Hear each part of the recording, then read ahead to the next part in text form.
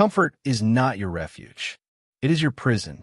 Every time you choose ease over difficulty, safety over risk, the familiar over the unknown, you're betting on the person you are rather than the person you could become. Growth does not happen in comfort. Growth happens in pain, in detachment, in resistance. In the moments when you want to give up, but you don't. This audiobook will teach you a brutal truth. Discomfort is not the obstacle to your transformation. It is the mechanism. Every moment of discomfort is a test. Pass it, and you will become someone unrecognizable. Fail it, and you will remain exactly who you are. The death of comfort is the birth of power. Everything else is negotiation. Chapter 1. Comfort is killing you slowly. You're dying, not from disease, not from age, not from some external force you cannot control. You are dying from comfort. And the worst part is you think comfort is keeping you alive. You think comfort is your reward. You think comfort is what you deserve after a long day, a hard week, a difficult year. But comfort is not your reward. Comfort is your assassin, and it is killing you so slowly that you do not even notice. Here is what is happening right now. Every time you choose the easy path over the necessary path, you are not just avoiding discomfort. You are actively eroding your potential. Every time you hit snooze instead of getting up. Every time you skip the workout because you're tired. Every time you avoid the difficult conversation because it might be awkward. Every time you stay in the job you hate because leaving feels risky, you're voting for a smaller life. And those votes compound. That is the invisible assassination of potential. Comfort does not destroy you dramatically. It does not arrive like a catastrophe that forces you to change. It erodes you gradually, one avoided challenge at a time, one chosen ease at a time, one moment of I will do it tomorrow at a time, until you look back and realize you have spent years, maybe decades, building a life you do not respect instead of the life you could have commanded. You have a choice. You can continue choosing comfort and watch your potential disappear piece by piece. Or you can start choosing discomfort and watch your capacity expand day by day. But you cannot do both. And right now, if you're honest, you know which one you've been choosing. Think about your morning. The alarm went off. You had a choice. Get up immediately and own your day. Or hit snooze and surrender the first hour to weakness. What did you choose? If you chose snooze, you did not just delay your morning. You taught yourself that comfort is more important than your commands. You taught yourself that how you feel matters more than what you committed to. You taught yourself to be weak, and your brain loved that decision. Because here is what you need to understand. Your brain is wired to betray your growth. Your nervous system evolved to keep you safe, not to make you great. 10,000 years ago, conserving energy and avoiding unnecessary risk meant survival. The person who stayed in the cave lived longer than the person who explored the dangerous terrain. But that same wiring is catastrophically mismatched with modern ambition and achievement. That is the key. Your brain is running software designed for a world that no longer exists.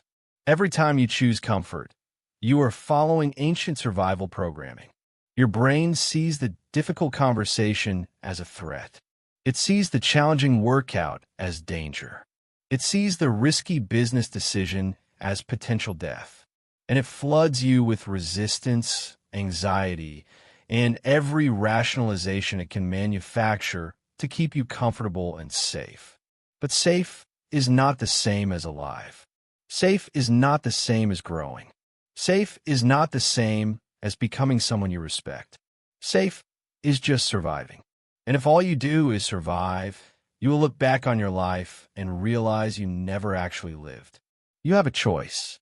You can continue letting your primitive brain run your modern life, or you can start overriding those signals with conscious commands. But understand this. Your brain will never stop trying to pull you back to comfort. That is its job. Your job is to recognize those signals for what they are and move forward anyway. Here is the cost-benefit analysis you're not doing.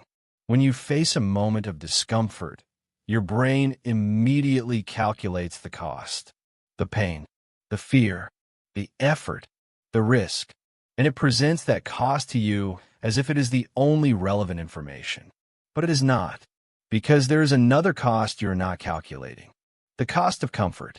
What is the cost of hitting snooze? Not just 10 more minutes of sleep. The cost is another day where your word to yourself means nothing. What is the cost of skipping the workout? Not just missing one session. The cost is another brick in the foundation of weakness you're building. What is the cost of avoiding the difficult conversation? Not just temporary peace. The cost is a relationship built on silence instead of truth. Most people calculate the cost of discomfort, but never calculate the cost of comfort. They see the pain of discipline, but ignore the pain of regret. They feel the fear of risk, but ignore the certainty of mediocrity. They experience the effort of growth, but ignore the exhaustion of wasted potential. And that incomplete analysis is destroying them. That is the key. Comfort has a price, and that price is paid in regret, mediocrity, and wasted potential. Every day you choose comfort, you're paying that price. You just do not see the bill until it is too late. Until you are 40 and realize you are living someone else's life. Until you are 50 and realize your body has deteriorated because you chose ease over effort. Until you are 60 and realize you never built the thing you said you would build because it was uncomfortable. You have a choice right now. You can continue ignoring the cost of comfort, or you can start calculating it honestly. And when you calculate it honestly, the choice becomes obvious. Because the discomfort of discipline is temporary, but the discomfort of regret is permanent. Think about the last time you avoided something difficult. Maybe it was a workout. Maybe it was a project. Maybe it was a conversation. Whatever it was, you chose comfort in that moment. And in that moment, the comfort felt good. It felt like relief. It felt like you were taking care of yourself. But what did you actually do? You deposited weakness into your future. You traded temporary ease for long-term regret. You chose that you are over who you could become. And the worst part is you've been making that trade every single day, multiple times per day. Every time discomfort appears and you choose to avoid it, you are trading your future for your present. You are sacrificing growth for comfort. You are choosing survival over transformation. And those trades are compounding into a life you do not want. It is not about motivation. It is not about feeling good. It is about understanding that comfort is killing you. Slowly, invisibly, completely. And the only antidote is choosing discomfort deliberately, consistently, without negotiation. Here is the protocol. Starting tomorrow, you identify 3 moments where you typically choose comfort. The snooze button, the junk food, the scrolling. Whatever your comfort defaults are, identify them. And then when those moments arrive, you choose discomfort instead. Not because it feels good, because it builds something that comfort destroys. You choose to get up immediately when the alarm goes off. You choose to eat what serves your body instead of what satisfies your craving. You choose to do the work instead of the distraction. And every time you make that choice, you are not just avoiding comfort. You are building the capacity to handle discomfort. You are training yourself to become someone who does not need ease to function. Most people will not do this. Most people will hear this chapter and feel inspired for 3 hours and then return to choosing comfort by tomorrow afternoon. Most people will understand intellectually that comfort is killing them, but continue choosing it anyway because the immediate pain of discomfort feels worse than the distant pain of regret. But you're not most people. You understand that the person you want to become is not available at your current comfort level. You understand that growth requires pain. You understand that every moment you choose comfort over discomfort, You are choosing to stay exactly who you are instead of becoming who you could be. Your life obeys what you command. But if your commands are always choose the easy path, then your life becomes easy and small and forgettable. If your commands are choose the path that grows me, your life becomes hard and expansive and powerful. The choice is yours, but understand that choosing comfort is still a choice, and that choice has consequences.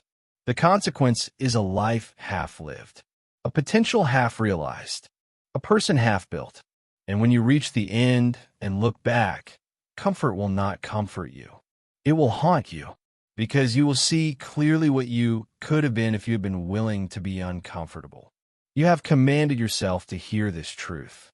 Now command yourself to act on it. Tomorrow morning, when comfort calls, do not answer. Choose discomfort instead. Not once. Every time. For one full day, make discomfort your default. That is not theory. That is the laboratory where you discover whether you will transform or remain exactly as you are. Comfort is killing you slowly. Now you know. The question is whether you will continue letting it kill you or whether you will choose the pain that builds instead of the ease that destroys. You recognize the assassination. Now let us talk about what you have been misunderstanding about that pain. Chapter 2. Pain is information, not punishment. You have been lied to about pain. You have been taught that pain is bad. That pain is something to avoid at all costs. That if something hurts, you should stop immediately. That pain means you're doing something wrong. And that lie has crippled you. Because pain is not bad. Pain is not your enemy. Pain is precise feedback telling you exactly where growth is available, where weakness exists, and what needs to be strengthened. Listen carefully. Pain is information, not punishment. When your muscles burn during a workout, that is not your body punishing you. That is your body telling you exactly where adaptation is happening. When anxiety spikes before a difficult conversation, that is not your mind punishing you. That is your mind telling you this matters and you are stepping outside your comfort zone. When fear arrives before a big decision, that is not punishment. That is information about the magnitude of what you are about to do. But you have been treating pain like an enemy. You have been running from it, avoiding it, medicating it, distracting yourself from it. And every time you do that, you ignore the most valuable feedback system you have. You ignore the signal that is trying to show you exactly where you need to grow. That is the key. Pain is not telling you to stop. Pain is telling you where to focus. Pain is the compass that points directly at your next level. But most people never learn to read that compass. They feel pain and immediately retreat. They experience discomfort and assume they're on the wrong path. They encounter resistance and take it as a sign to quit. And that misinterpretation keeps them stuck forever. You have a choice. You can continue treating pain as punishment and spend your life avoiding growth. Or you can start treating pain as information and use it to direct your transformation. But you cannot do both. And right now, your relationship with pain is determining everything about your trajectory. Think about the last time something hurt. Maybe it was physical pain during exercise. Maybe it was emotional pain during a breakup. Maybe it was psychological pain when you failed at something important. What did you do with that pain? If you're like most people, you try to make it stop as quickly as possible. You quit the workout. You avoided the feelings. You distracted yourself from the failure. And in doing so, you threw away the most valuable information you could have received. Because here is what that pain was actually telling you. The physical pain was showing you exactly which muscles are weak and need strengthening. The emotional pain was showing you exactly which attachments are unhealthy and need releasing. The psychological pain was showing you exactly which skills are underdeveloped and need building. That pain was not random. That pain was precise. That pain was trying to help you. But you treated it like punishment. You made it mean something was wrong with you. You made it mean you should stop. You made it mean you are not capable. And that interpretation transformed valuable information into useless suffering. It is not about enjoying pain. It is not about seeking suffering for its own sake.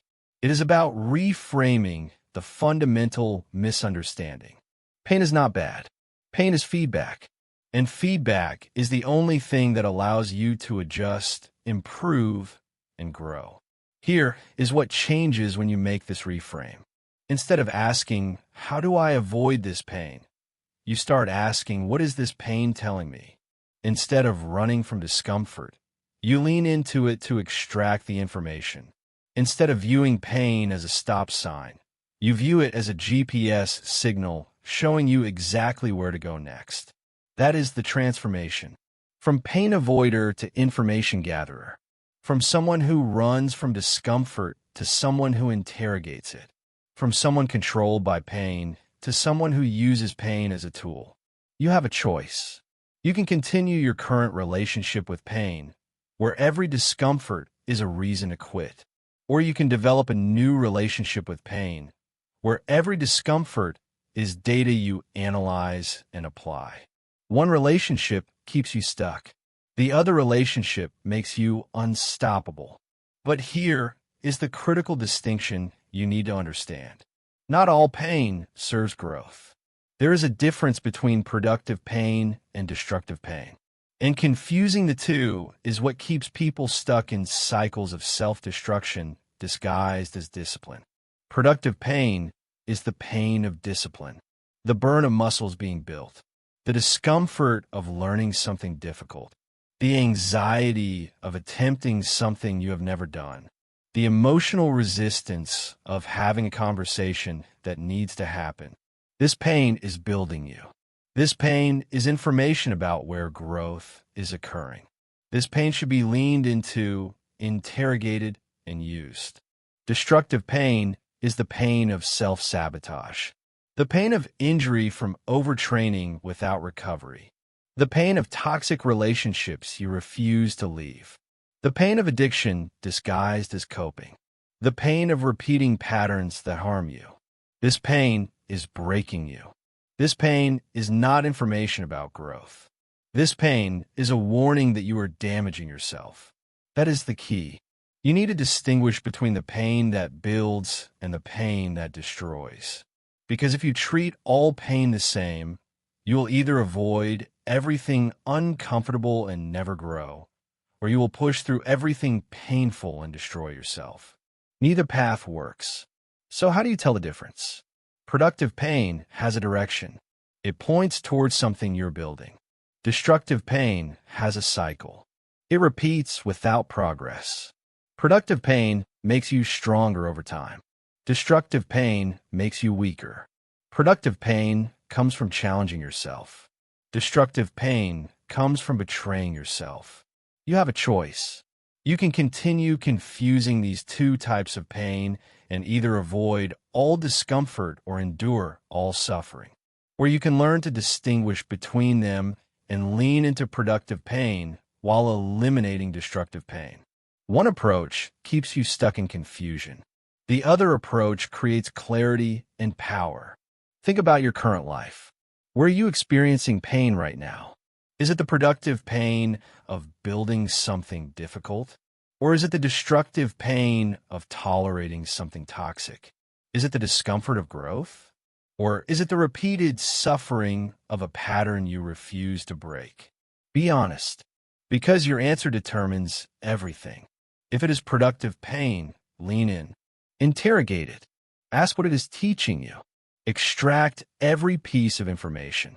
Use that information to adjust your approach. Let that pain guide your next steps, because that pain is trying to make you better. If it is destructive pain, eliminate it, not by avoiding discomfort, by removing the source of damage. End the toxic relationship. Stop the harmful habit. Break the cycle that repeats without progress, because that pain is not making you stronger. That pain is making you weaker while convincing you that suffering equals growth. It is not about avoiding pain. It is not about seeking pain. It is about understanding pain.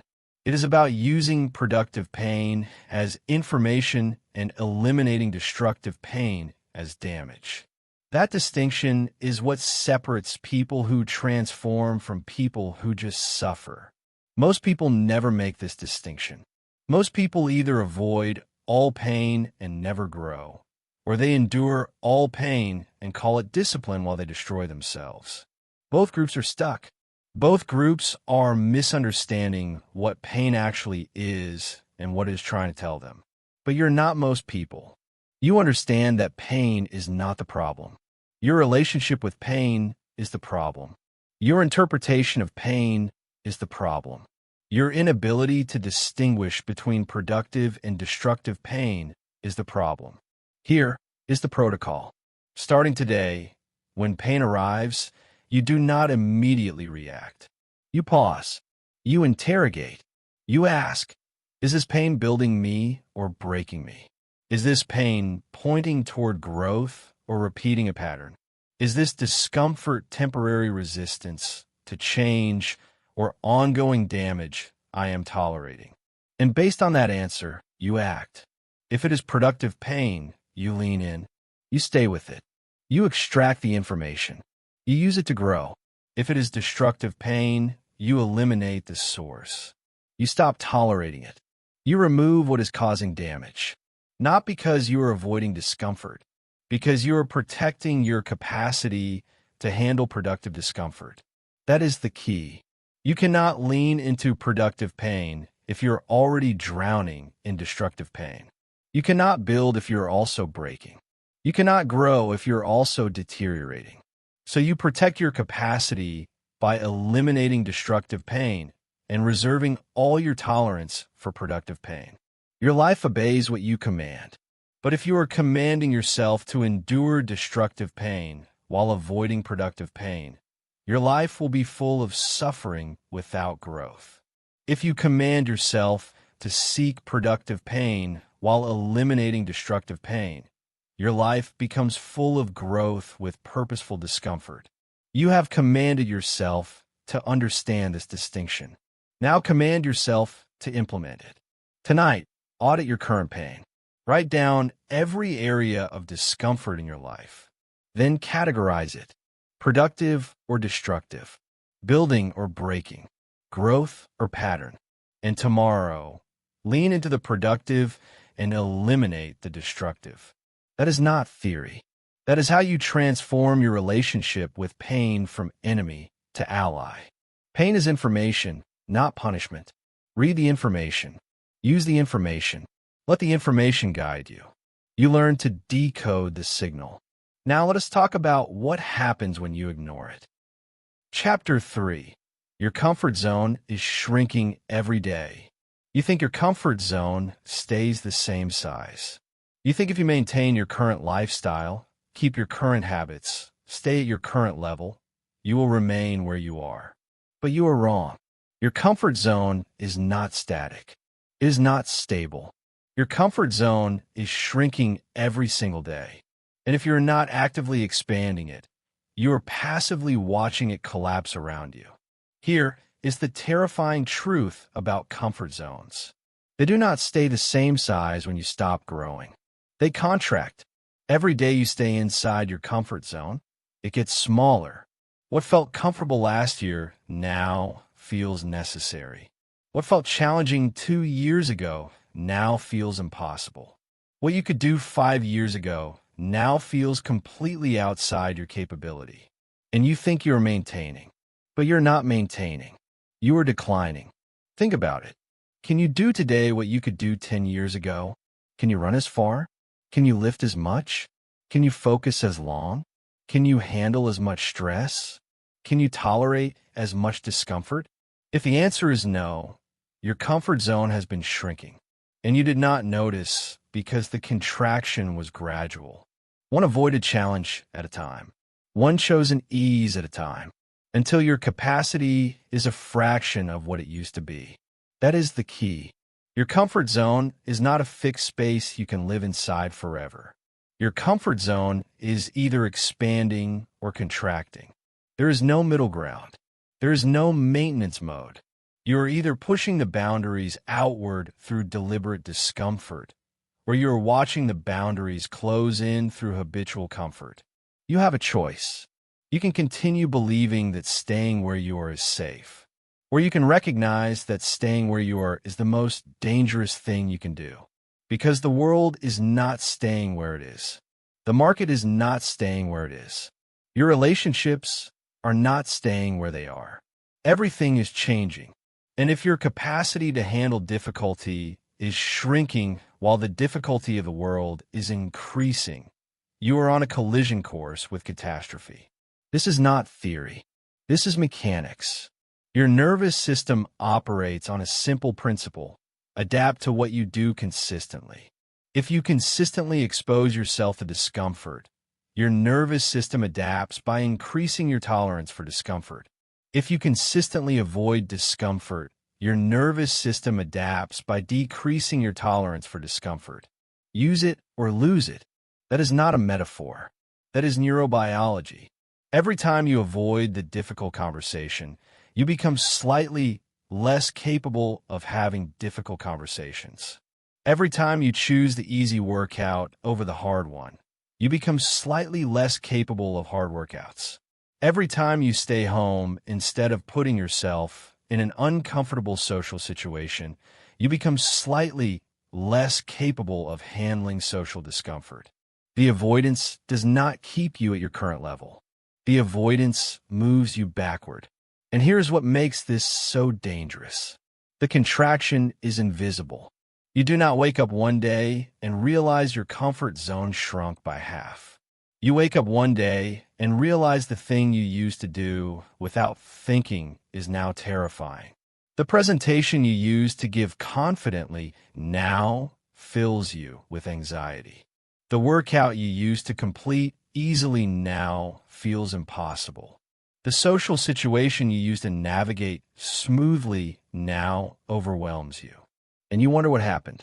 What happened is you stopped expanding and started contracting. That is the terrifying truth. Your comfort zone is not your sanctuary. Your comfort zone is a shrinking cage. And every day you stay inside it, the walls move closer until you can barely move, until everything outside feels like a threat, until your capacity to handle life is so diminished that normal challenges feel like insurmountable obstacles.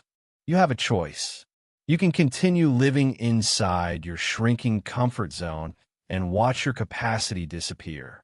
Or you can start expanding your comfort zone deliberately and watch your capacity grow.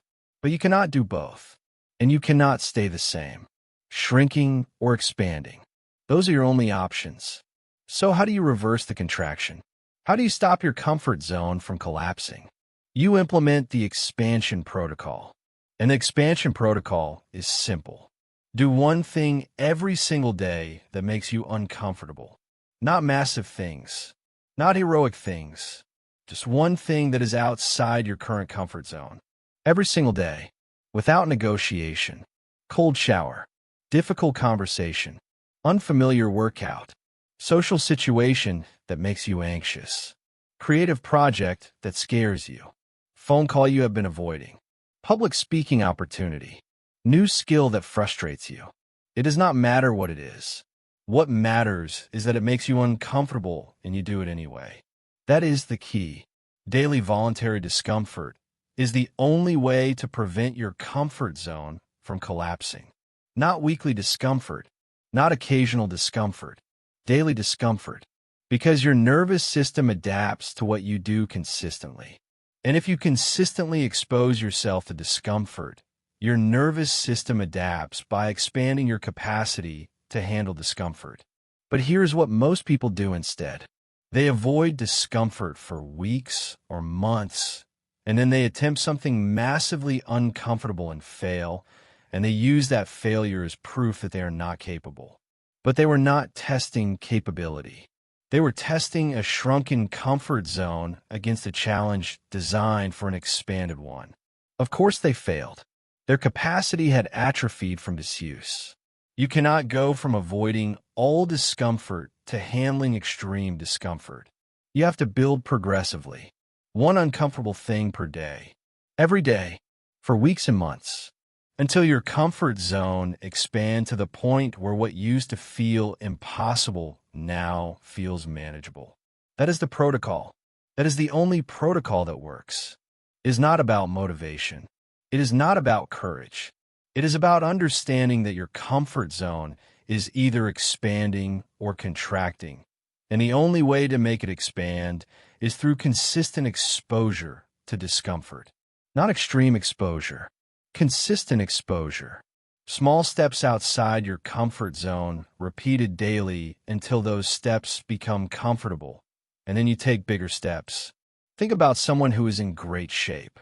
They did not get there by occasionally working out when they felt motivated. They got there by consistently working out whether they felt motivated or not. Their comfort zone around physical discomfort expanded through daily exposure. Now, what would destroy an untrained person is manageable for them. Not because they are special, because they expanded their capacity through consistent practice. The same principle applies to every area of life. The person who can handle difficult conversations did not develop that capacity by avoiding difficult conversations. They developed it by having difficult conversations consistently until difficult became comfortable. The person who can handle business pressure did not develop that capacity by playing it safe. They developed it by consistently exposing themselves to business pressure until pressure became their default state. You have a choice right now. You can continue avoiding discomfort and watch your comfort zone shrink until you can barely function. Or you can start seeking discomfort daily and watch your comfort zone expand until you can handle things that currently terrify you. One path leads to increasing fragility. The other path leads to increasing capability. Here is why playing it safe is the riskiest strategy. When your comfort zone is small, you are fragile. A small disruption feels like a catastrophe. A minor challenge feels overwhelming. A bit of criticism destroys you. You have no capacity to handle difficulty because you have spent years avoiding difficulty. And when reality stops being comfortable, which it always does, you collapse. But when your comfort zone is large, you are resilient. Disruption is manageable. Challenge is expected. Criticism is data. You have capacity to handle difficulty because you have spent years deliberately seeking difficulty. And when reality gets uncomfortable, which it always does, you adapt. That is the key. Comfort seeking creates brittleness, not security. Every day you avoid discomfort, you become more fragile. Every challenge you dodge, every risk you refuse, every difficult thing you postpone, you're making yourself less capable of handling the inevitable difficulties that life will present. And life will present difficulties. That is guaranteed. The only question is whether you will have the capacity to handle them. Most people learn this too late. Most people spend decades avoiding discomfort, shrinking their comfort zone, becoming increasingly fragile. And then life presents something difficult. A job loss, a health crisis, a relationship ending, a financial emergency.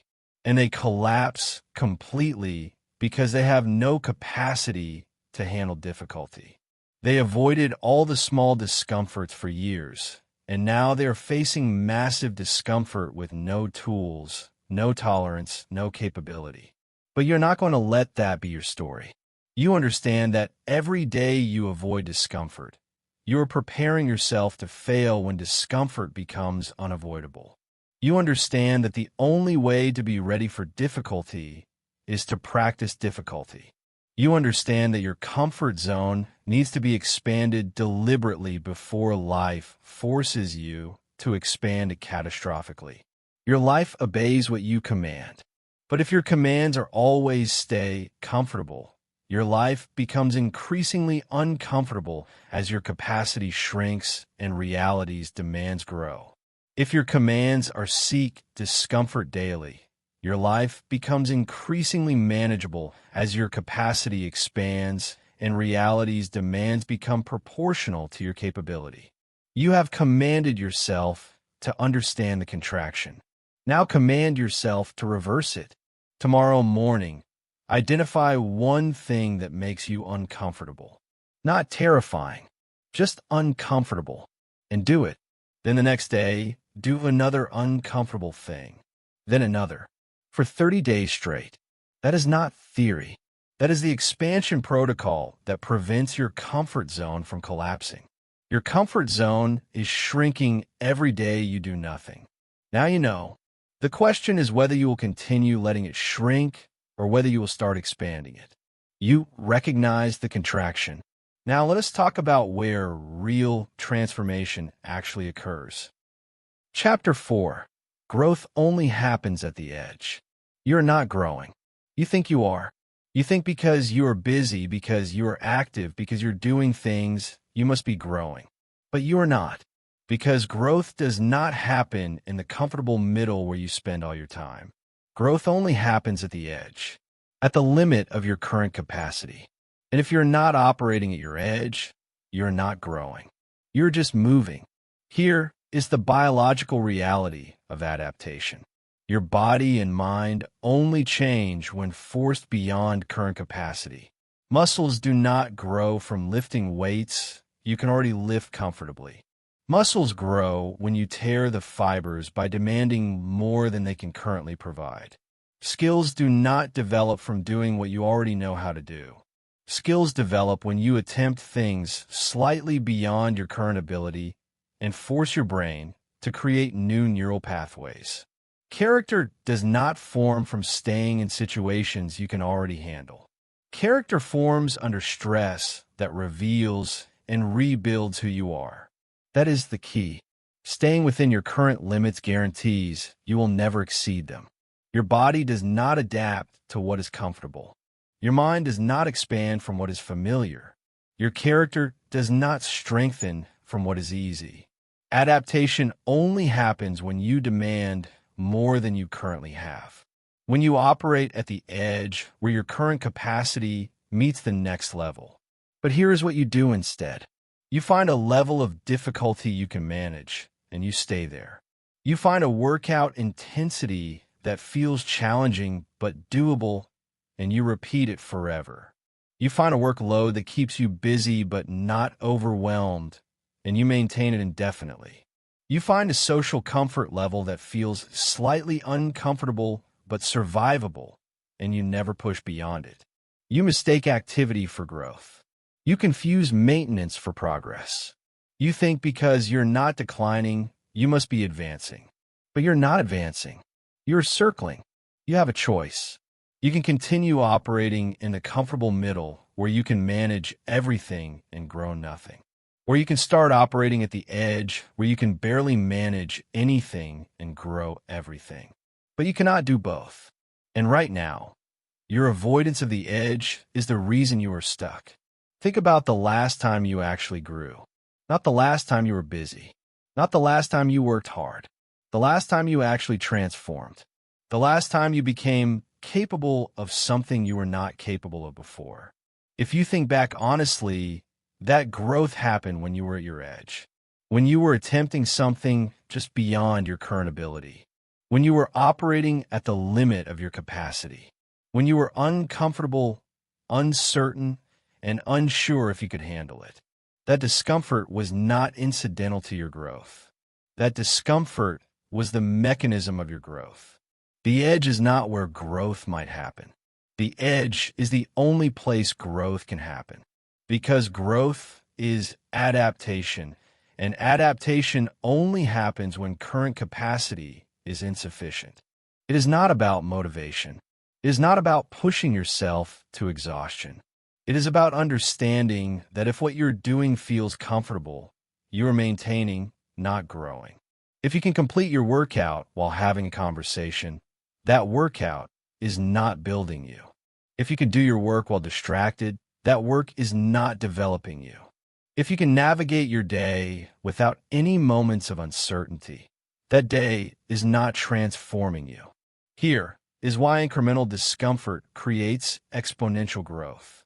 Small, consistent steps outside your comfort zone do not produce small results. They produce cascading adaptations that multiply over time. When you add 1% more weight to your workout, your muscles do not just get 1% stronger. They trigger a systemic adaptation that increases strength, increases recovery capacity, increases neural efficiency. 1% difficulty compounds into exponential capability. But most people never discover this because they never consistently operate at their edge. They work at 60% capacity and wonder why they are not growing. They avoid the edge because the edge is uncomfortable. The edge is where you are not sure if you can handle it. The edge is where failure is possible. The edge is where you feel inadequate and exposed. So they stay in the middle where they feel competent and they never grow. You have a choice. You can continue avoiding the edge and wonder why nothing changes. Or you can start seeking the edge deliberately and watch everything change. One approach feels safer. The other approach creates actual safety through expanded capability. Here is the edge-seeking mindset that separates transformers from maintainers. Most people seek their limit and then retreat. They push until they feel uncomfortable, and then they pull back to comfortable. They find their edge and then step away from it. That is the maintenance mindset. That is the mindset that keeps you exactly where you are forever. Transformers are different. Transformers seek their limit and then deliberately stay there. They push until they feel uncomfortable, and then they operate in that discomfort. They find their edge, and then they live at their edge until that edge becomes comfortable. And then they push the edge further. That is the transformation mindset. That is the mindset that makes you unrecognizable over time. Think about it like this. Your edge is not a wall you hit once. Your edge is a moving target you chase forever. Every time you reach your current edge and stay there long enough, that edge becomes your new comfortable middle, and your new edge appears beyond it. Growth is not reaching the edge once. Growth is reaching the edge, living there until it becomes comfortable, reaching the new edge, living there until it becomes comfortable forever. That is the protocol. You identify your current edge in the area you want to grow, not your maximum, your edge.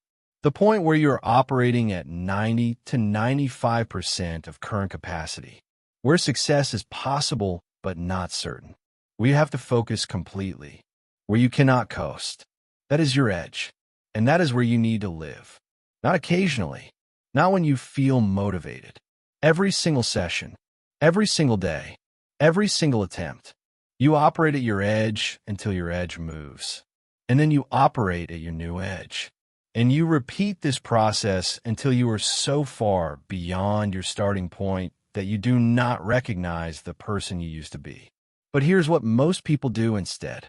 They operate at their edge once, feel exhausted, and then drop back to comfortable for a week to recover.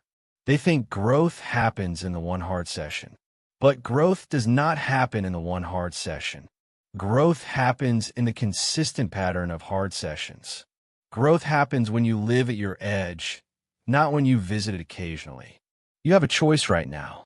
You can continue visiting your edge occasionally when you feel motivated. Or you can start living at your edge consistently, whether you feel motivated or not. One option feels more sustainable. The other option creates actual transformation. That is the key.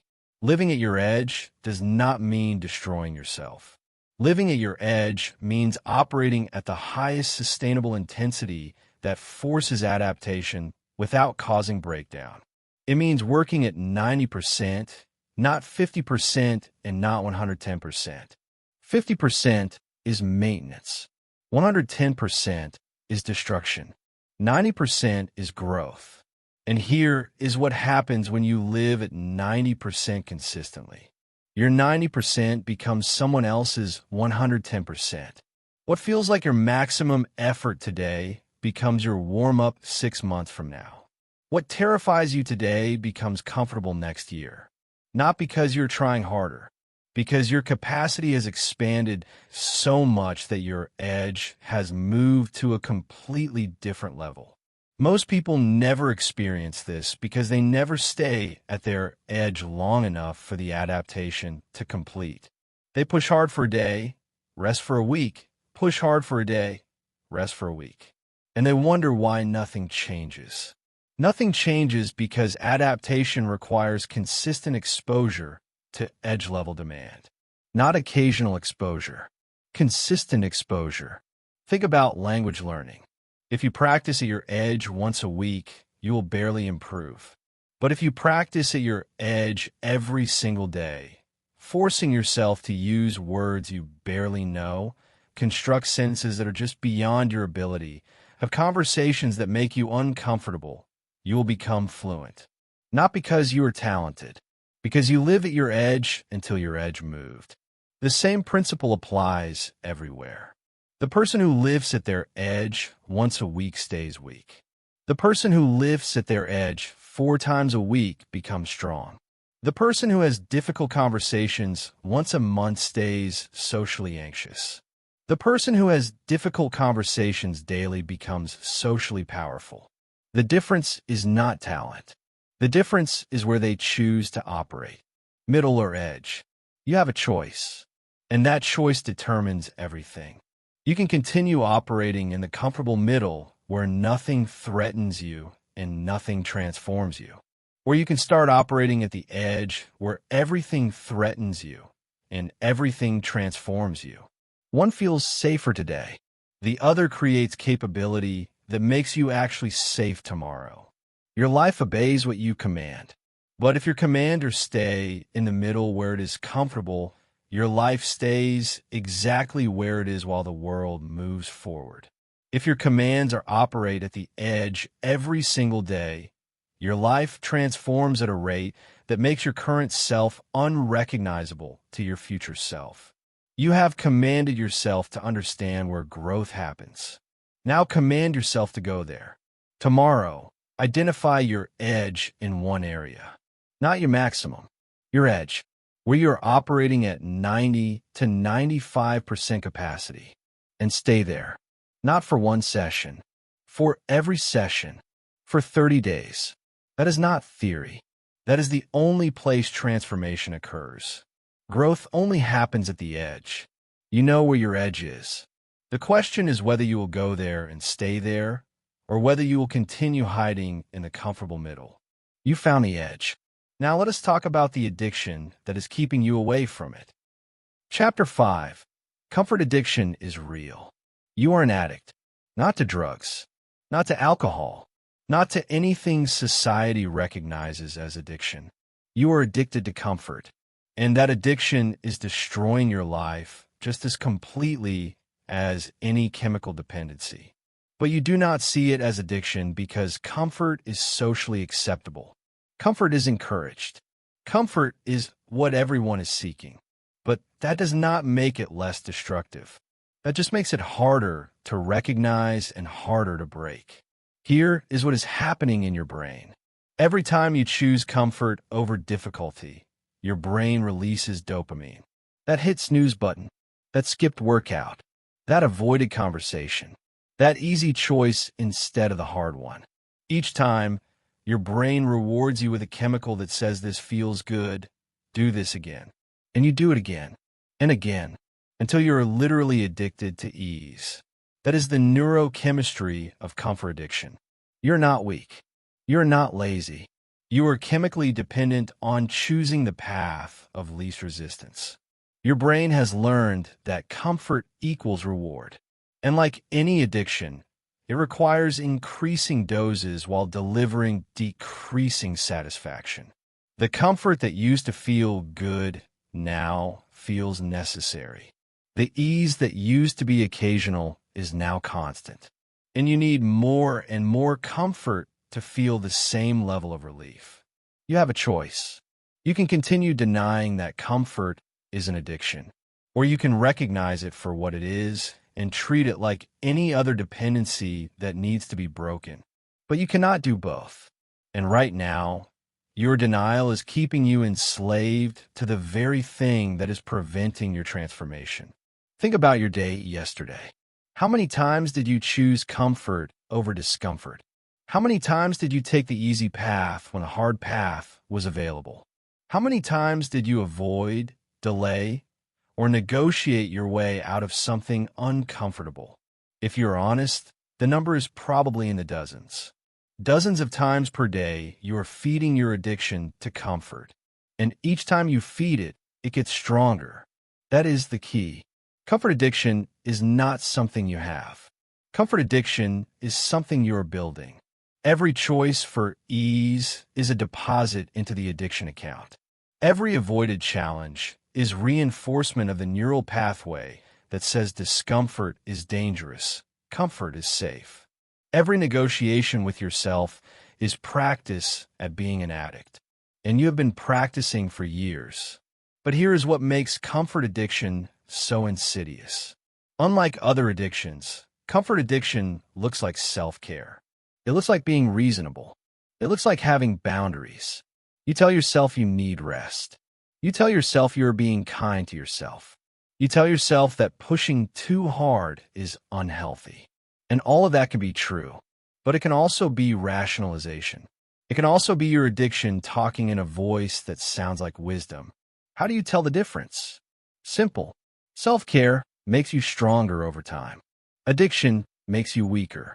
Rest that is genuine restores your capacity to handle difficulty. Rest that is addiction avoids difficulty entirely. Boundaries that are healthy protect your ability to grow. Boundaries that are addiction protect your ability to stay comfortable. The outcome reveals the truth. Are you more capable than you were 6 months ago, or less? If you are less capable, you are not practicing self-care. You are feeding an addiction, and that addiction is winning. You have a choice. You can continue calling your comfort addiction self-care and watch your capacity shrink. Or you can recognize it as addiction and start the withdrawal process. But understand this. Withdrawal is not comfortable. Withdrawal is the opposite of comfortable. And that is exactly why most people never break free. Here is what happens when you start deliberately seeking discomfort. Your brain panics. It floods you with anxiety, rationalization, and negotiation. It tells you this is too hard. It tells you that you are being unreasonable. It tells you that you should ease back into it. It tells you that starting tomorrow would be better. It tells you that once is enough. It tells you every single thing it can manufacture to get you back to comfort. Those are withdrawal symptoms, not wisdom, not intuition, not your body telling you to stop. Withdrawal symptoms. Your brain is chemically dependent on comfort, and you are threatening that supply. Of course it is panicking. Of course it is trying to pull you back. That is what addiction does when you try to break it. But most people do not recognize withdrawal symptoms for what they are. Most people hear that voice and think it is truth. They think their brain is giving them good advice. They think the anxiety is a sign they're doing something wrong. So they retreat back to comfort. They feed the addiction, and they call it listening to their body. It is not about ignoring your body. It is not about being reckless. It is about recognizing the difference between legitimate signals and addiction talking. And the way you recognize that difference is by the pattern. Does the voice always pull you toward comfort? Does the voice always appear when you are about to do something difficult? Does the voice always have a reason why now is not the right time? If yes, that is not wisdom. That is addiction. You have a choice right now. You can continue listening to that voice and staying comfortable, or you can recognize that voice as withdrawal symptoms and move through them anyway. One option feels safe. The other option breaks the addiction. Here is the protocol for breaking comfort addiction. The 21-day discomfort detox. For 21 days straight, you deliberately choose discomfort every single day. Not massive discomfort, just one choice per day where comfort is available and you choose discomfort instead. Cold shower, difficult workout, Uncomfortable conversation, challenging task, anything where your brain is pulling you toward ease and you override that pull. 21 days, not 20, not 19, 21. Because 21 days of consistent behavior is enough time to start rewiring your reward system. Enough time for your brain to stop expecting comfort as the default. Enough time for discomfort to start feeling normal instead of threatening. Enough time to break the automatic association between choice and ease. But here is what will happen. Day 1 will feel possible because you're motivated. Days 2 through 7 will feel difficult because motivation fades and you are relying on discipline. Days 8 through 14 will feel impossible because withdrawal symptoms peak. Your brain will scream at you. Your body will resist. Every rationalization you have ever used will appear. This is where most people quit. This is where most people decide the discomfort detox is too extreme, too rigid, too uncomfortable, and they go back to addiction. But if you make it past day 14, something shifts. Days 15 through 21 feel different. Not easier, different. The discomfort stops feeling like punishment and starts feeling like normal. The withdrawal symptoms quiet. The rationalizations lose their power. And by day 21, you have rewired your reward system. Discomfort no longer triggers panic. Discomfort triggers engagement. That is the shift. From comfort-seeking to challenge-seeking. From someone who needs ease to function to someone who craves difficulty to grow. From addiction to freedom. And that shift only happens through 21 consecutive days of choosing discomfort when comfort is available. Most people will not do this. Most people will try for 3 days, negotiate on day 4, quit on day 5, and decide that they just are not the type of person who can handle consistent discomfort. But they are wrong. They are the type of person who is addicted to comfort and unwilling to go through withdrawal. That is different. You have a choice. You could be like most people and continue feeding your addiction while calling it self-care. Or you can recognize that you are chemically dependent on ease and commit to 21 days of breaking that dependence. One option feels comfortable today. The other option creates actual capability tomorrow. It is not about being extreme. It is not about suffering for suffering's sake. It is about understanding that comfort addiction is real, that you have it, and that it will not break without deliberate intervention. You cannot think your way out of addiction. You cannot understand your way out of addiction. You can only act your way out of addiction through consistent choices that oppose the addictive pattern. Your life obeys what you command. But if your commands are always filtered through an addiction to comfort, your life will obey the addiction, not you. If your commands come from a place of freedom from comfort dependency, your life will obey your actual standards instead of your chemical cravings. You have commanded yourself to recognize the addiction. Now command yourself to break it. Starting tomorrow, commit to 21 consecutive days of daily discomfort. Write it down. Make it specific. Make it non-negotiable. And then execute regardless of what your brain tells you. That is not theory. That is the detox protocol that breaks comfort addiction and installs growth-seeking as your new default. Comfort addiction is real. You have it, and it is destroying your potential one comfortable choice at a time. Now you know.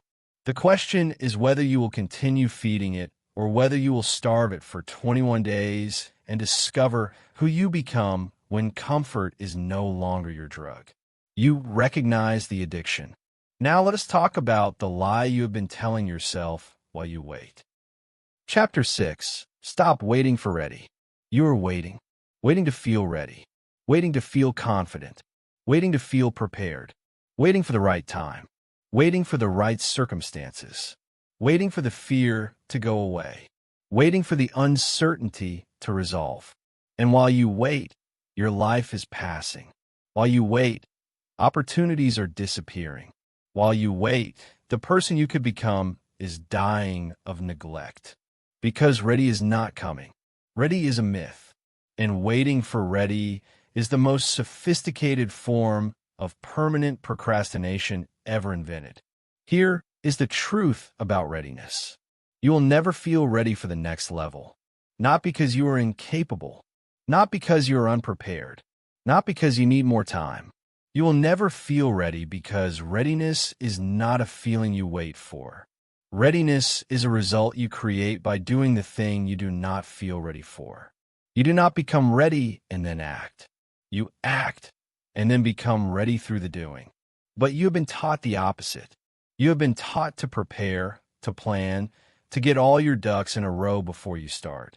You have been taught that starting before you are ready is reckless.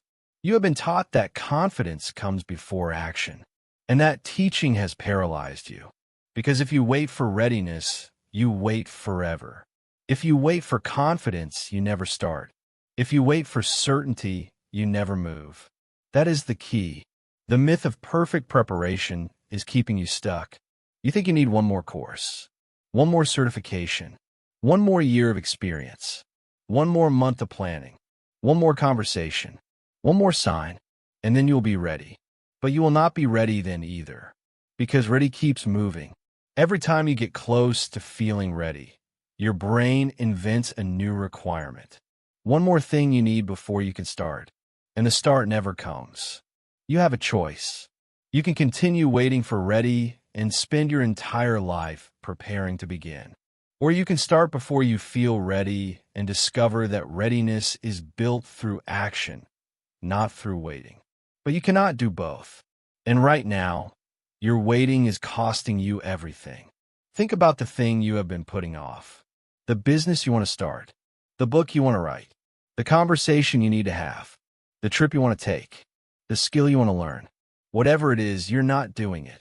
And if you're honest, the reason is not lack of resources. The reason is not lack of time. The reason is you do not feel ready. You do not feel confident. You do not feel prepared. So you wait. But here is what waiting is actually doing. Waiting is not preparing you. Waiting is making you less ready. Every day you wait, your fear grows. Every day you delay, your doubt compounds. Every day you postpone, your confidence shrinks. Because confidence is not built through waiting. Confidence is built through action.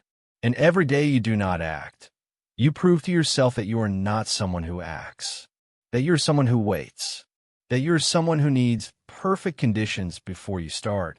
And perfect conditions never arrive. The market is never perfect. The timing is never perfect. Your skills are never perfect. Your resources are never perfect. Your energy is never perfect. There's always a reason to wait. There's always something that could be better. There's always one more thing you could prepare.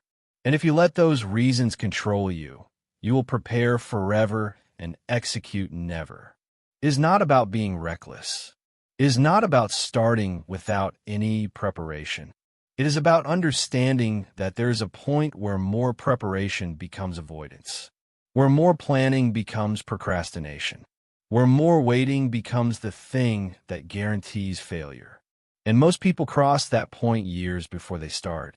They are not preparing. They are hiding. You have a choice. You can continue hiding behind preparation, or you can recognize that you are as ready as you are ever going to feel and start anyway. One option feels safer. The other option creates actual progress. Here is why discomfort is the only reliable sign you are growing. If what you're doing feels comfortable, if you feel ready, if you feel confident, you are operating within your current capacity. You are maintaining. You are doing what you already know how to do. There is no growth there. Growth happens when you attempt something beyond your current ability. And that always feels uncomfortable. That always feels like you're not ready. That always feels uncertain. So if you feel not ready, that is not a sign of wait. That is a sign that what you are about to do will actually stretch you. That is a sign that growth is available.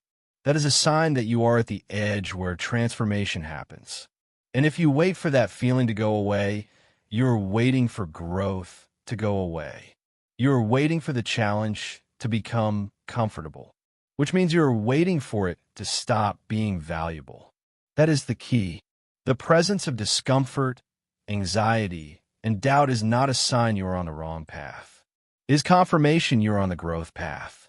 It is confirmation that what you are attempting is significant enough to trigger your nervous system's alarm. It is confirmation that you are about to expand beyond your current limits. And all of that is good. All of that is what you should be seeking, not avoiding. But your brain does not see it that way. Your brain interprets discomfort as danger. Your brain interprets uncertainty as threat.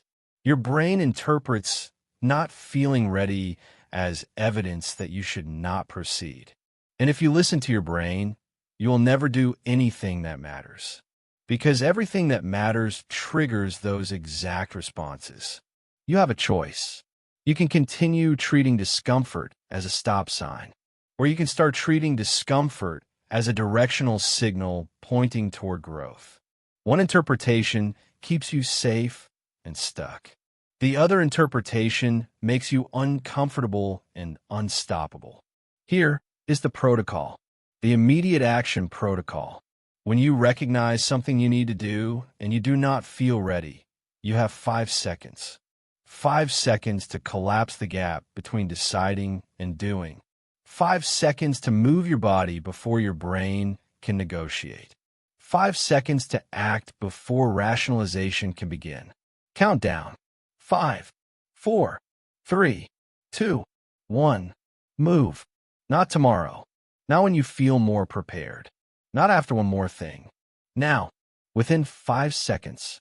Because after 5 seconds, negotiation begins.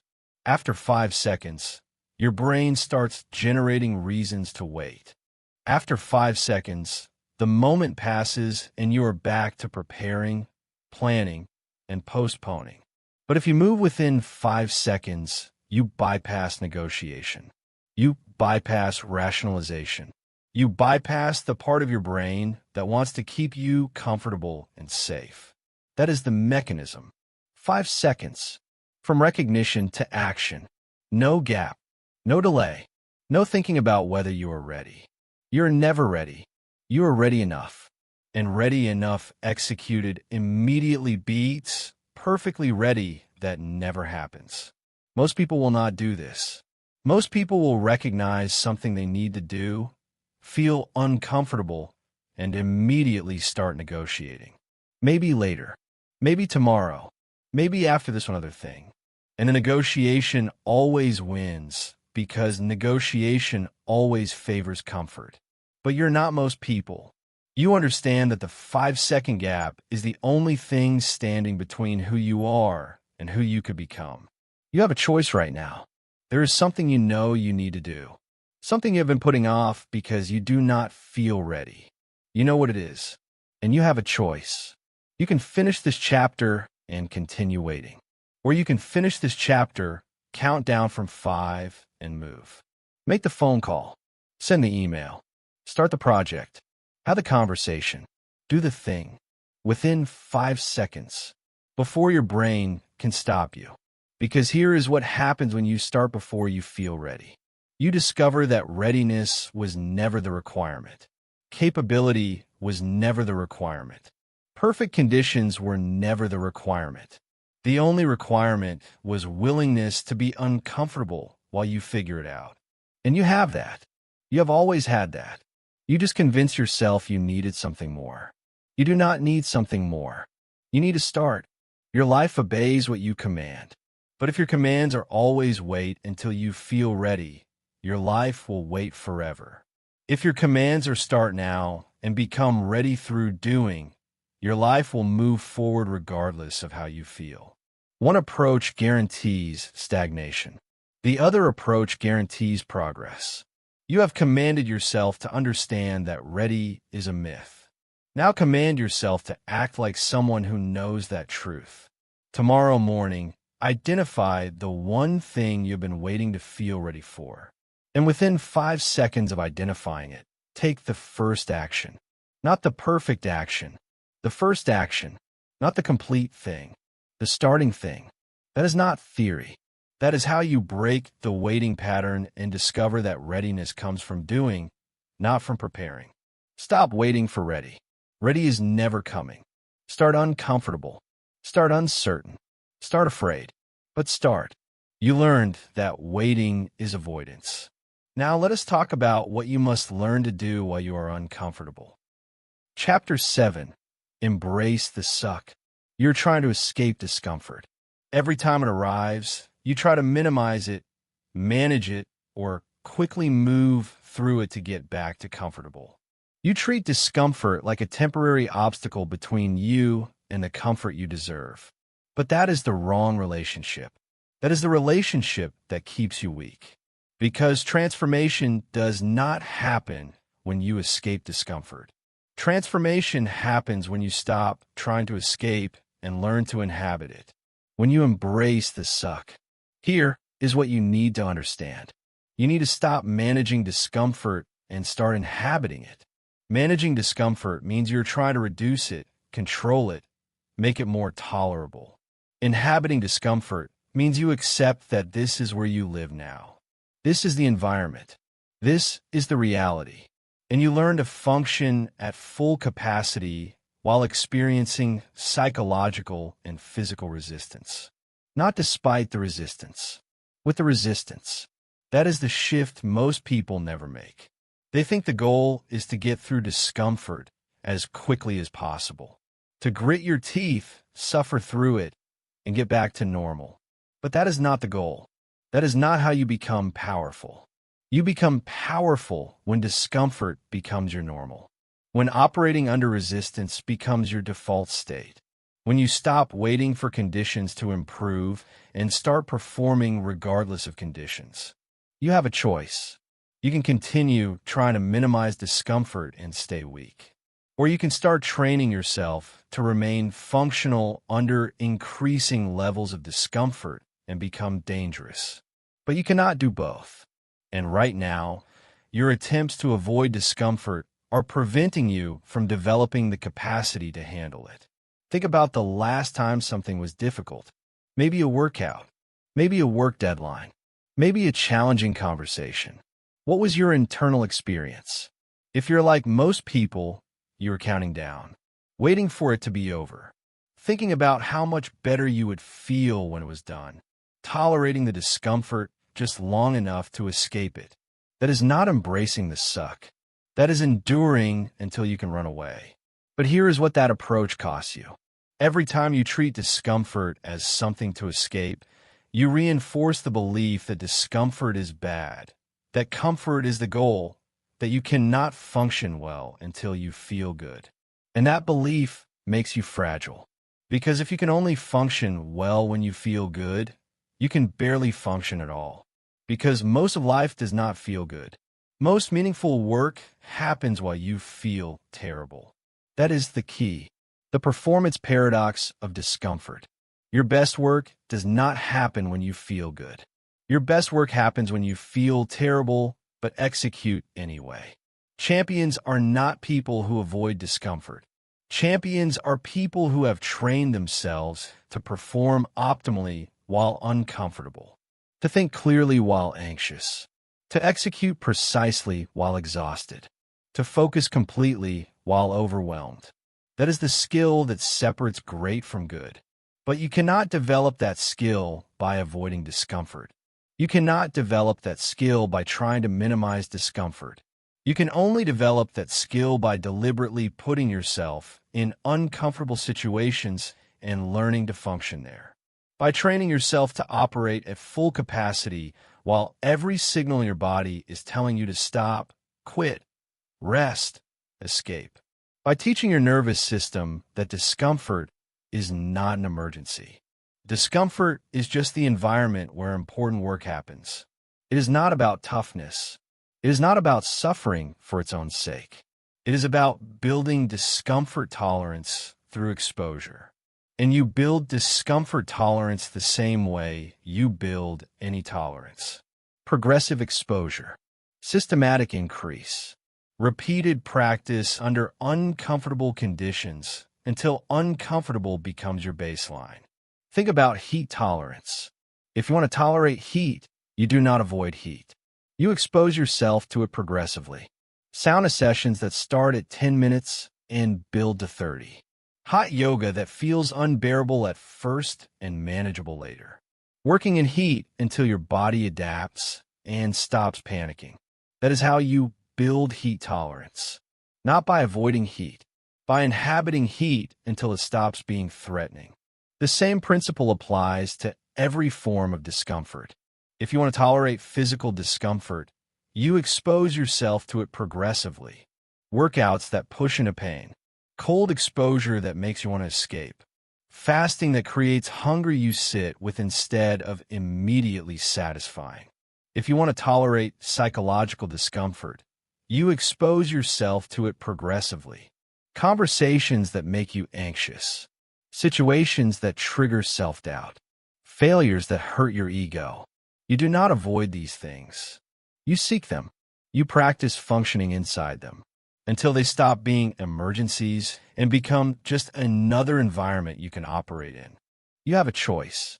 You can continue avoiding discomfort and remain someone who can only function in perfect conditions.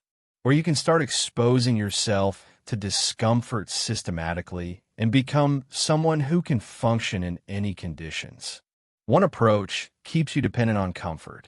The other approach makes you independent of conditions. Here is the protocol. Discomfort exposure training. You identify one form of discomfort you typically avoid. Physical, psychological, social, whatever you resist most. And you expose yourself to it deliberately 3 times per week. Not to suffer, to train. You're training your nervous system to stop interpreting discomfort as danger. You are training your mind to remain functional under resistance. You are training yourself to perform regardless of how you feel. Start small. If it is physical discomfort, maybe it is holding a plank until you shake. If it is cold, maybe it is a 1-minute cold shower. If it is social anxiety, maybe it is speaking up in a meeting.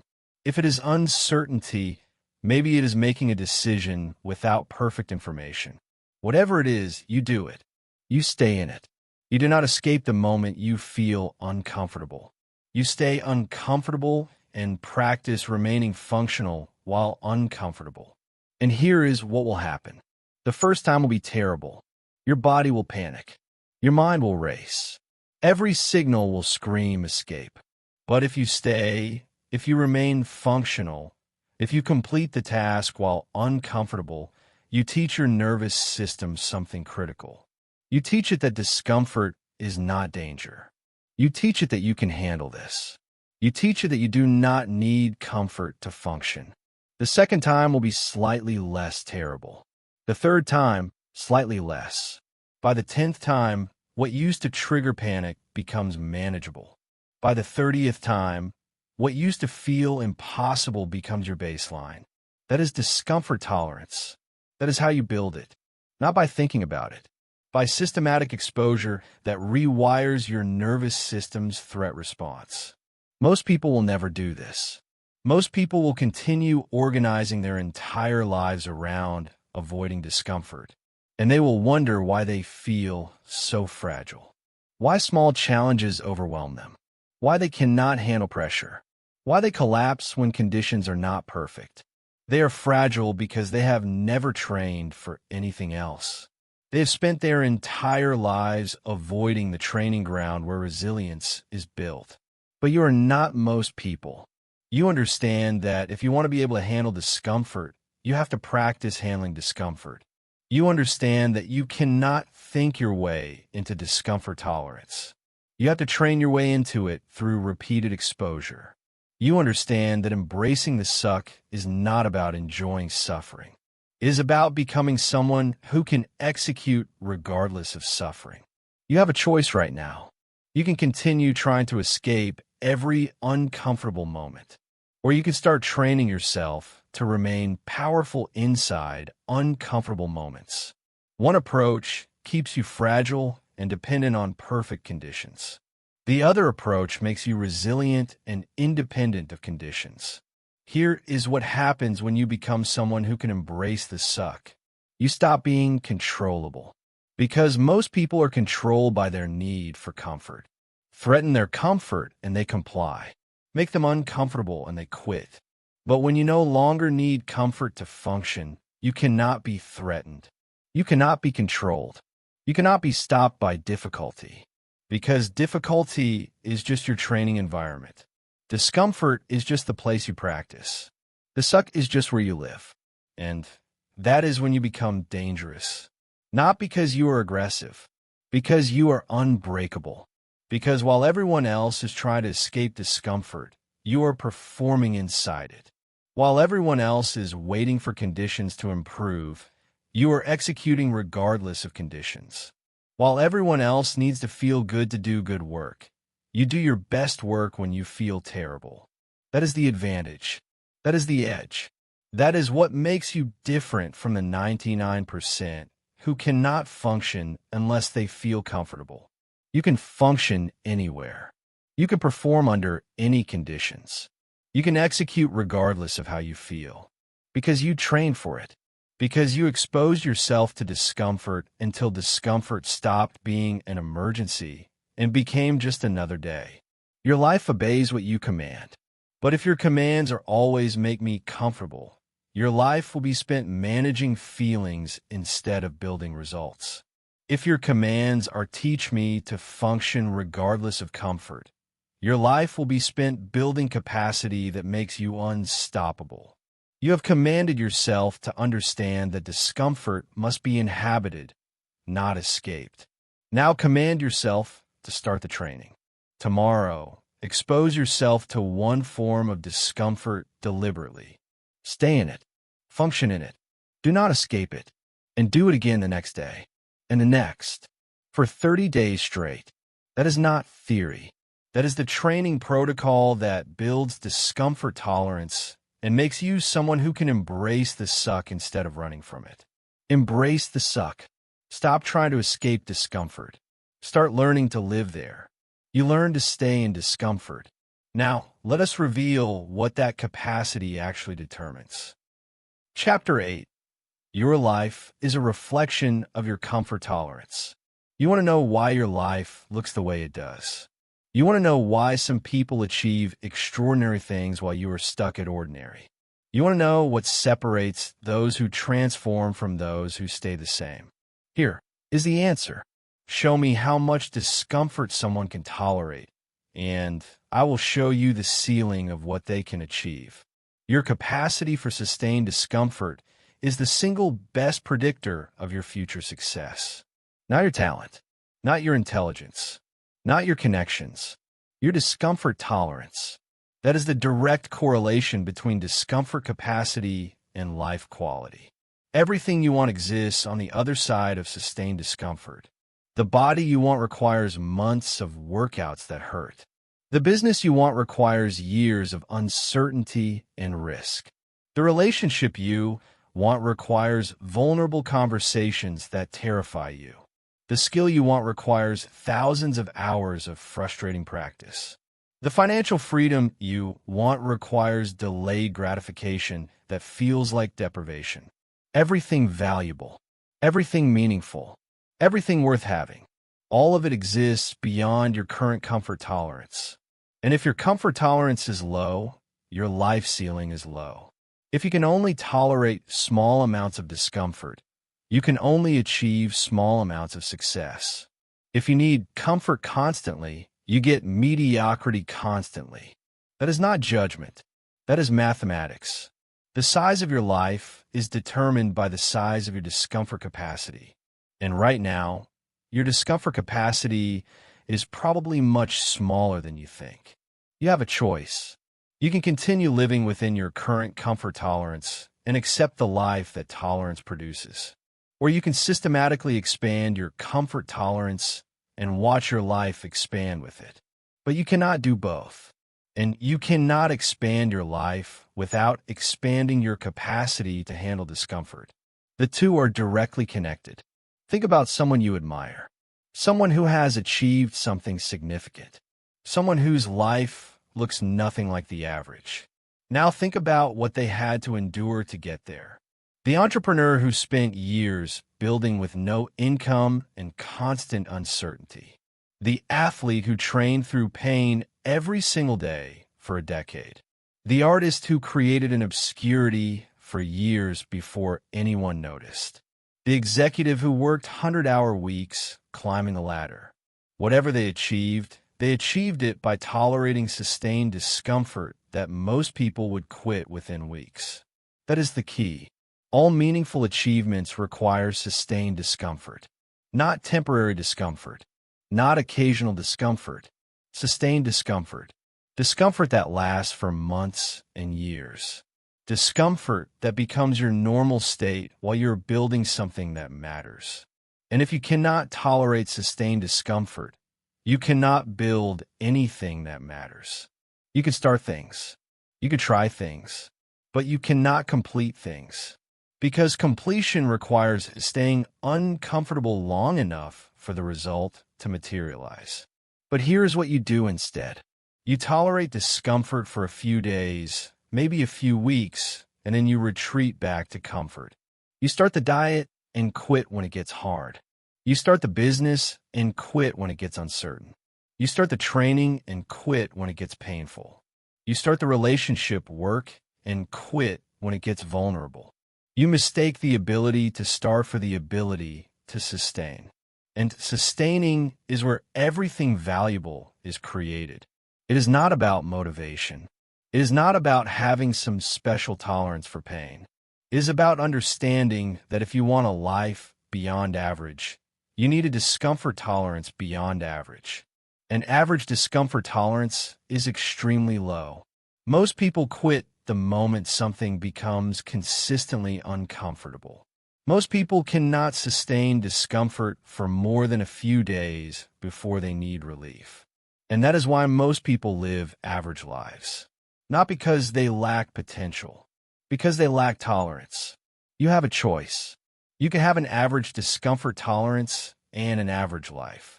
Or you can build an exceptional discomfort tolerance and an exceptional life. The life you get is always proportional to the discomfort you can sustain. Always. Without exception. Here is the audit you need to do right now. Your current comfort to growth ratio. How much of your daily life is organized around comfort versus growth? How many of your choices are designed to keep you comfortable versus choices designed to make you capable? How much time do you spend avoiding discomfort versus seeking it? Be honest, because that ratio predicts everything about your trajectory over the next 5 years. If your comfort to growth ratio is 90-10, 90% of your choices serve comfort and 10% serve growth. Your life in 5 years will be slightly worse than it is now, because you are not growing fast enough to keep up with the world changing. If your ratio is 50-50, your life in 5 years will look similar to now. Modest improvement at best. But if your ratio is 10-90, 10% comfort and 90% growth, your life in 5 years will be unrecognizable. Because you are expanding your capacity faster than circumstances can contract it. That is the key. Your daily choices reveal your ratio, and your ratio determines your future. Not your goals, not your intentions. Your ratio, the actual percentage of choices you make that prioritize growth over comfort. And if you audit honestly, that percentage is probably much lower than you want it to be. Most people think they are prioritizing growth because they go to the gym twice a week or read a book occasionally. But 2 hours of discomfort per week, surrounded by 166 hours of comfort seeking, is not a growth ratio. That is a maintenance ratio at best. That is a ratio that keeps you exactly where you are while making you feel productive. You have a choice. You can continue with your current ratio and accept the trajectory it produces. Or you can deliberately shift that ratio toward growth and watch your trajectory change.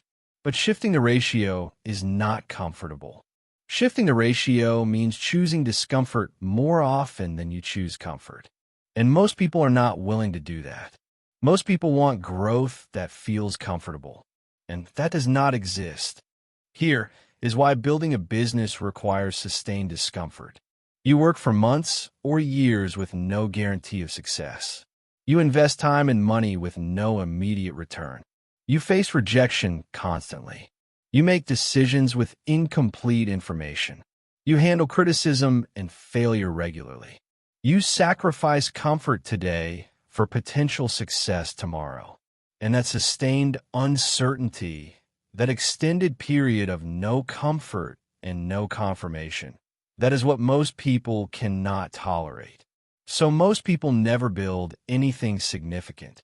Here is why transforming your body requires sustained discomfort. You train when you are tired. You eat what serves your goals instead of what satisfies your cravings. You delay gratification constantly. You endure soreness, hunger, and the daily grind of discipline. And that sustained physical discomfort, that extended period of your body wanting one thing and you giving it another, that is what most people cannot tolerate. So most people never transform their bodies. Here is why mastering a skill requires sustained discomfort. You practice past the point of fun. You confront your incompetence daily. You repeat the same thing hundreds of times while barely improving. You feel frustrated, inadequate, and stupid regularly. And that sustained psychological discomfort, that extended period of being bad at something while trying to get good, that is what most people cannot tolerate. So most people never master anything. The pattern is identical across every domain. The thing you want requires sustained discomfort. And sustain means longer than you want to sustain it. Sustain means months and years, not days and weeks. Sustain means making discomfort your default state while you build. And if you cannot do that, you cannot have the thing. Period. You have a choice right now. You can continue avoiding sustained discomfort and accept the life that avoidance produces. Or you can start building your tolerance for sustained discomfort and pursue the life that tolerance makes possible. One feels better today. The other creates better tomorrow. Here is the protocol, the tolerance expansion plan. You identify one area where you want significant results. Business, body, skill, relationship, whatever matters most. And you commit to sustained discomfort in that area for 90 days minimum. Not occasional discomfort, daily discomfort. Not comfortable with hard moments. Uncomfortable as the default with comfortable moments. You flip the ratio. You make discomfort your norm and comfort the exception. For 90 days straight, most people will not make it past 30 days. Most people will tolerate daily discomfort for a few weeks and then need a break. They will need to retreat back to comfort to recover. And that retreat resets their tolerance. They are back to starting level. But if you sustain for 90 days, something permanent shifts. Your nervous system recalibrates. What used to feel unbearable becomes your baseline. And your capacity for future discomfort expands permanently. That is how you change the trajectory. Not by occasionally being uncomfortable. By making sustained discomfort your lifestyle until your tolerance matches the life you want. Because your tolerance will always limit your life. Always. And if you want a bigger life, you need bigger tolerance. Your life obeys what you command. But your life is also limited by what you can tolerate. If you can only tolerate comfort, your commands are irrelevant.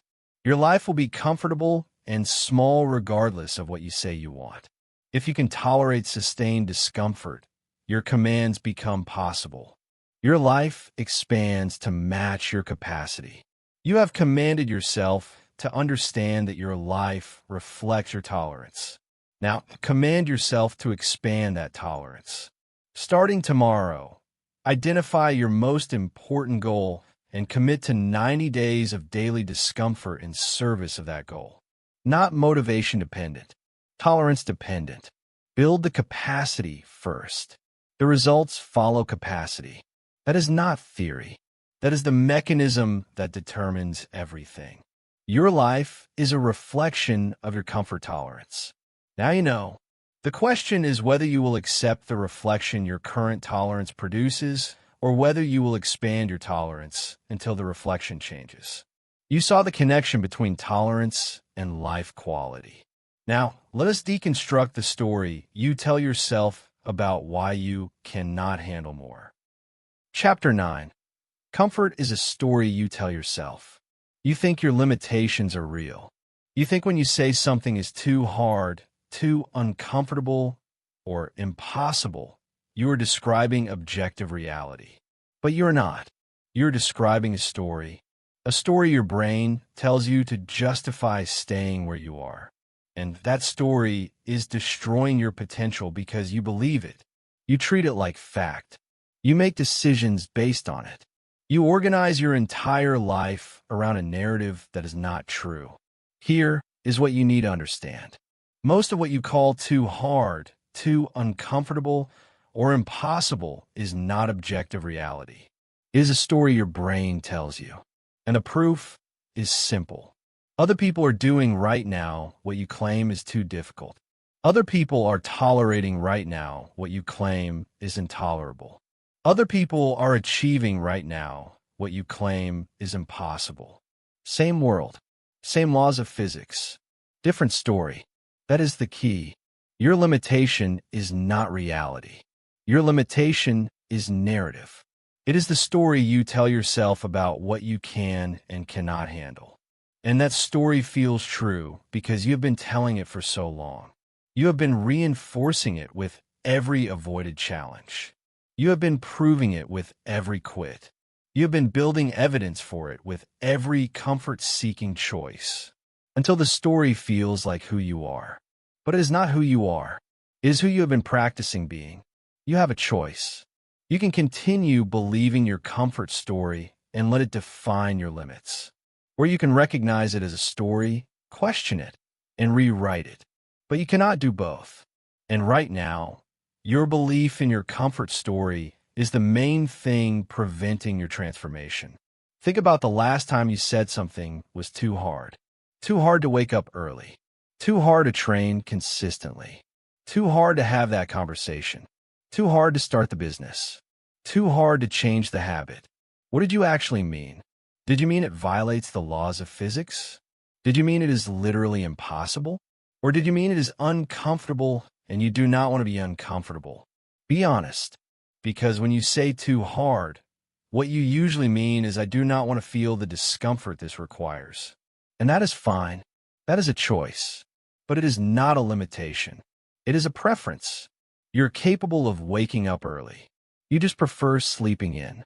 You are capable of training consistently. You just prefer resting. You are capable of difficult conversations. You just prefer avoiding them. The capability exists. The willingness does not. And the story you tell yourself is that you cannot when the truth is you will not. That is the deconstruction you need to do. Every time you catch yourself saying, I cannot, you need to ask, is this actually impossible or is this uncomfortable and I am calling it impossible? Because 99% of the time, it is the second one. You are not incapable. You are unwilling. And unwilling disguised as incapable is the story that keeps you stuck. It is not about being harsh with yourself. It is not about denying real limitations. It is about being honest about which limitations are real and which are narrative. Real limitations are things that violate physics or biology. Narrative limitations are things that violate your comfort preferences. And most of what you call limitations are the second type. You have a choice. You can continue confusing preference with capability, or you can start distinguishing between I cannot and I do not want to. One confusion keeps you believing you are limited by forces beyond your control. The other distinction shows you that you're limited by choices you are making. And choices can be changed. Here is the comparison that destroys excuses.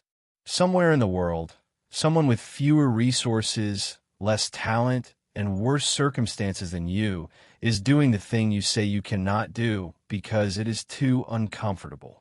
That is not inspiration. That is evidence. Evidence that your limitation is not objective reality. Evidence that your story is not fact. Evidence that what you call impossible is actually just uncomfortable for you, specifically based on your current tolerance. Think about it. Someone with no legs runs marathons. Someone who grew up in poverty builds billion-dollar companies. Someone with crippling anxiety becomes a public speaker. Someone with no formal education becomes an expert. Someone who was told they would never amount to anything achieves extraordinary things. What changed? Not reality, not the laws of physics, not what is objectively possible. Their story changed. They stopped believing the limitation narrative and started believing the capability narrative. And the moment they changed their story, their actions changed. And the moment their actions changed, their results changed. Not because they suddenly gained abilities they did not have before, because they stopped letting a story prevent them from using the abilities they always had. That is the key. You have capabilities you are not using because your story says you do not have them. You have tolerance you are not accessing because your story says you cannot handle it. You have potential you are not developing because your story says you are limited. And all of that potential is rotting because you believe a narrative instead of testing reality. You have a choice. You can continue believing your comfort story and never test whether it is true. Or you can challenge your comfort story by doing the thing you claim is too hard and discovering it is just uncomfortable, not impossible. One approach protects your story. The other approach expands your life. Here is how you rewrite the discomfort story. You change the language. You stop saying, "I cannot handle this," and start saying, "I am choosing not to handle this." You stop saying, "This is too hard," and start saying, "This is uncomfortable, and I am prioritizing comfort over growth." You stop saying, "I am not capable," and start saying, "I am capable but unwilling." That shift in language reveals the truth. Reveals that your limitation is choice, not capacity. And once you see it as choice, you can change it. You cannot change your capacity overnight, but you can change your choice immediately. You cannot suddenly handle more discomfort than your current tolerance allows. But you can choose to expose yourself to discomfort that builds tolerance. The story that says you cannot keeps you stuck. The story that says you choose not to but could choose differently gives you power. Most people will never do this rewrite. Most people will protect their comfort story because their comfort story protects their comfort. If you believe you cannot handle discomfort, you never have to try. If you believe your limitations are real, you never have to test them. If you believe your story is fact, you never have to question it.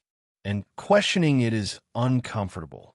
So the comfort story protects itself by making questioning uncomfortable. But you're not most people. You understand that the story is running your life. You understand that what you believe about your limits becomes your limits, whether those limits are real or not. You understand that if you want different results, you need a different story. Not a more positive story, a more accurate story.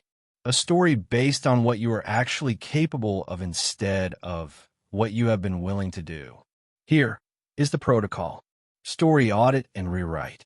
For 1 week, every time you catch yourself saying, "I cannot," "I am not capable," or "This is too hard," you pause. You write it down, and you ask, is this objectively impossible, or was this uncomfortable, and I am calling it impossible? Be brutally honest. And if it is the second one, you rewrite it. I am choosing not to because I am prioritizing comfort. I am capable but unwilling because the discomfort feels too high. I could do this, but I'm not going to because I prefer ease. That rewrite does not make you feel good. That rewrite exposes the truth, that your limitations are choices, that your story is protecting your comfort, that you are capable of more than you're doing. And once you see that truth clearly, you have a decision to make. Continue choosing comfort and accept the life it produces, or start choosing discomfort and pursue the life it makes possible. Your life obeys what you command. but your commands are filtered through your story. If your story says you are limited, your commands stay small. If your story says you are capable, your commands expand. Change the story, change the commands, change the life. You have commanded yourself to see that comfort is a story. Now command yourself to rewrite it. Starting tomorrow, audit every "I cannot" statement for 1 week. Rewrite each one to reveal whether it is impossible or just uncomfortable. That is not theory. That is how you expose the narrative that has been limiting you and replace it with truth that expands you. Comfort is a story you tell yourself. Now you see the story. The question is whether you will keep telling it or whether you will write a new one. You deconstructed the comfort narrative. Now, let us talk about what you become when you stop believing it. Chapter 10. Become dangerous through discomfort. You want to know what makes someone dangerous? Not violent, not aggressive, dangerous. The kind of dangerous that cannot be stopped, cannot be controlled, cannot be broken by difficulty. Here is the answer. People who need comfort are controllable. People who have eliminated their need for comfort are dangerous. And the difference between the two is entirely within your control. Here is why comfort seekers are controllable. When you need comfort to function, you can be manipulated through that need. Threaten someone's comfort, and they comply. Make them uncomfortable, and they quit. Take away their ease, and they negotiate. Every person who depends on comfort has a price, and that price is paid in compliance, compromise, and capitulation. You can be stopped simply by making the path uncomfortable enough. Think about how control actually works. Governments control populations by threatening comfort. Employers control workers by threatening job security. Abusers control victims by threatening peace. Marketers control consumers by promising ease. Every form of control exploits the same vulnerability, the need for comfort. And if you have that need, you have that vulnerability. You can be controlled by anyone willing to make you uncomfortable. But here is what happens when you systematically eliminate your need for comfort. When you have trained yourself to function at full capacity regardless of how uncomfortable you feel. When you have built tolerance for sustained discomfort. When you no longer need ease to operate. You become uncontrollable because the primary mechanism of control no longer works on you. Threaten your comfort and you do not care. You have been living without comfort by choice. Make things difficult and you do not quit. You have been seeking difficulty as training. Take away ease and you do not negotiate. You never needed ease to begin with. That is the key. Comfort and dependence is power. Real power. Not the power to control others.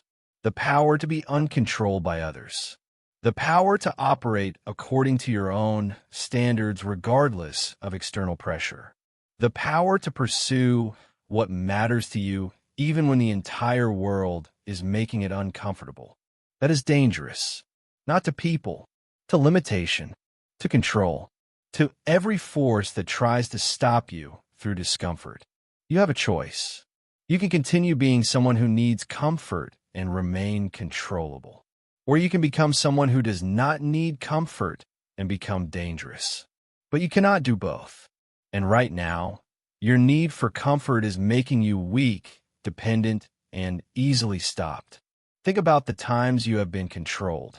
The job you stayed in because leaving was uncomfortable. The relationship you tolerated because ending it was difficult. The opinion you did not share because the backlash would be unpleasant. The dream you did not pursue because the uncertainty was too much. In every case, you were controlled by your need for comfort. Someone or something made the alternative uncomfortable enough that you complied. You were stopped not by inability, but by unwillingness to be uncomfortable. And that will continue for as long as you need comfort.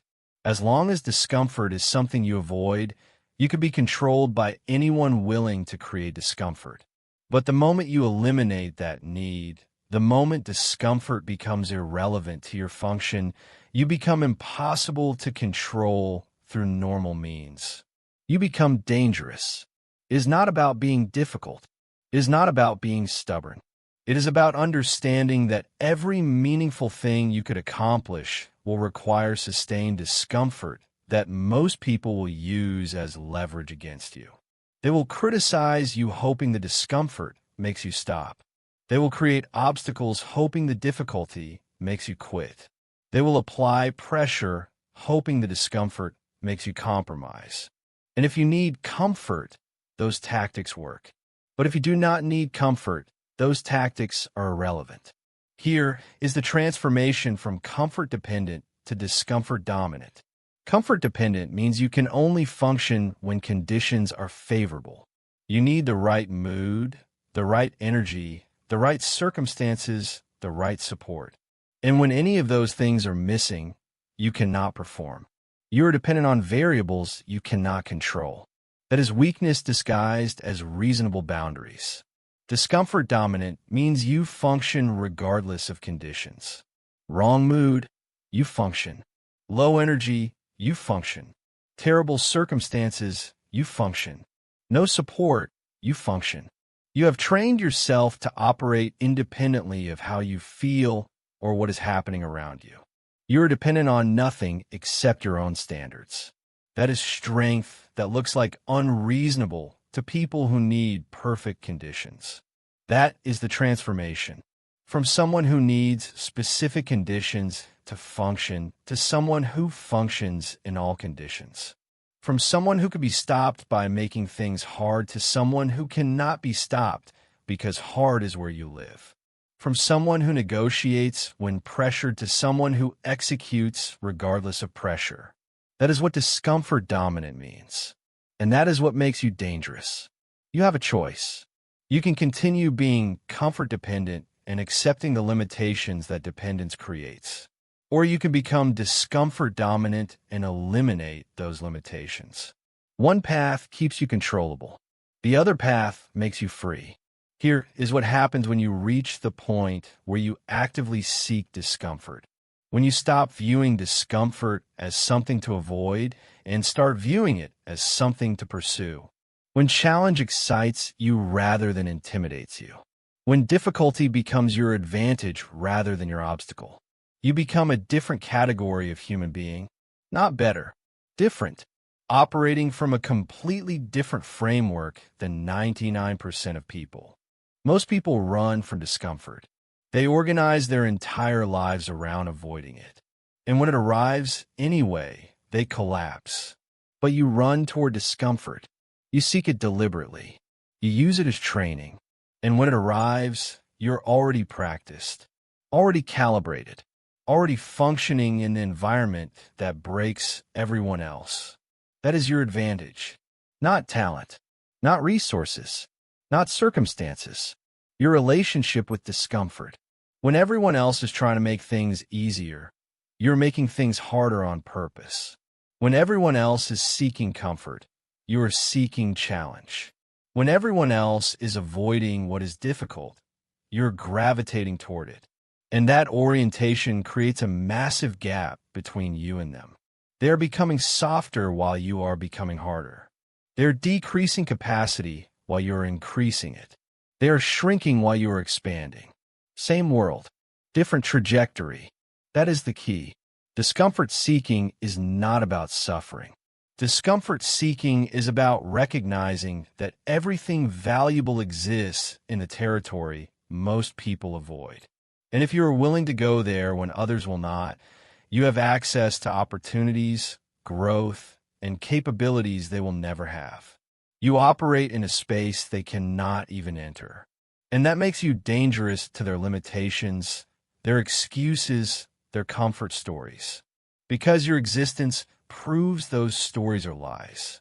You have a choice right now. You can continue avoiding discomfort like everyone else and get the results everyone else gets. Or you can start seeking discomfort deliberately and access the results only discomfort seekers get. One path is crowded. The other path is empty. Choose carefully.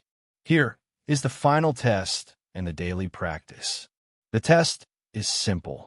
Can you do the hard thing when the easy thing is available? Can you choose discomfort when comfort is right there? Can you select the difficult path when the comfortable path is open? That is the test. And you face it dozens of times per day. Every single choice between easy and hard is the test. And every choice is either building discomfort dominance or reinforcing comfort dependence. The daily practice is also simple. One deliberately uncomfortable thing per day. Every single day, for the rest of your life. Not because you need to suffer, because you need to maintain your independence from comfort. The moment you stop practicing discomfort, your tolerance starts shrinking. The moment you stop seeking challenge, you start becoming controllable again. This is not a phase.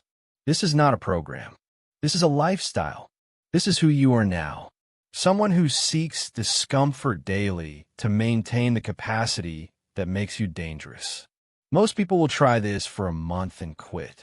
Most people will seek discomfort until they feel transformed and then return to comfort seeking. And within months, they will be back where they started. Comfort dependent, controllable, limited, because they treated transformation as a destination instead of a practice. But transformation is not achieved and then maintained through comfort. Transformation is maintained through the same discomfort that created it.